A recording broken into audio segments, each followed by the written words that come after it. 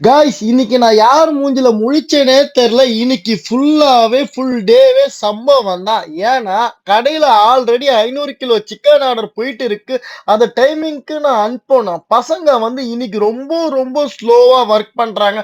அவங்கள வேலை வாங்குறதுல போதும்னுச்சா ஆல்ரெடி இன்னொரு இடத்துல ஒரு வேலை நடந்துட்டு இருக்கு. கல்யாண மண்டபத்துல சிக்கன் மட்டன் ஆர்டர் நடந்துட்டு இருக்கு. அந்த கஸ்டமர் போன் பண்ணி நான் வந்தாதான் பேமெண்ட் கொடுப்பேன்றாங்க. உடனே ஒரு பையனை கூப்பிட்டுக்கிட்டு நான் 45 கிலோமீட்டர் டிராவல் பண்ணி கல்யாண மண்டபத்துக்கு போயிட்டேன். எனக்கு என்ன பண்றதுனே புரியல. கடையில நடக்கிற ஆர்டரை பாக்குறதா இல்ல இங்க நடக்கிற ஆர்டரை பார்க்கணுமான்னு எனக்கு ஒண்ணுமே புரியல. இந்த பசங்க வந்து சும்மா புலி மாதிரி வேலை செய்வானுங்க. இவனுங்களே எல்லாமே பார்த்துப்பானுங்க. ஆனா கஸ்டமர் என்ன சொல்றாங்க, நான் வந்தாதான் பேமெண்ட் கொடுப்பேன்ற.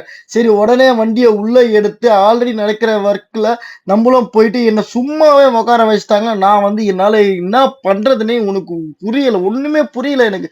நான் ஒரு இடத்துல போயிட்டு சைலண்டா உட்காந்துட்டா பசங்க அவனுங்க பாட்டுக்கு வேலை செய்யறானுங்க.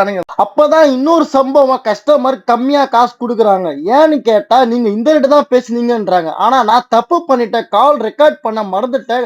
கசாய்க்கிற உங்களுக்கோ சொல்ற, கஸ்டமர் உங்களுக்கோ சொல்ற, போன்ல ஆர்டர் வாங்கும் போது கால் ரெக்கார்ட் பண்ணி வாங்குங்க, அப்புறம் பில் போட்டு வாங்குங்க. அப்பதான் நான் பண்ண தப்பு நீங்க பண்ண மாட்டீங்க, மனஸ்தாபம் வராது கஸ்டமருக்கும் உங்களுக்கும்.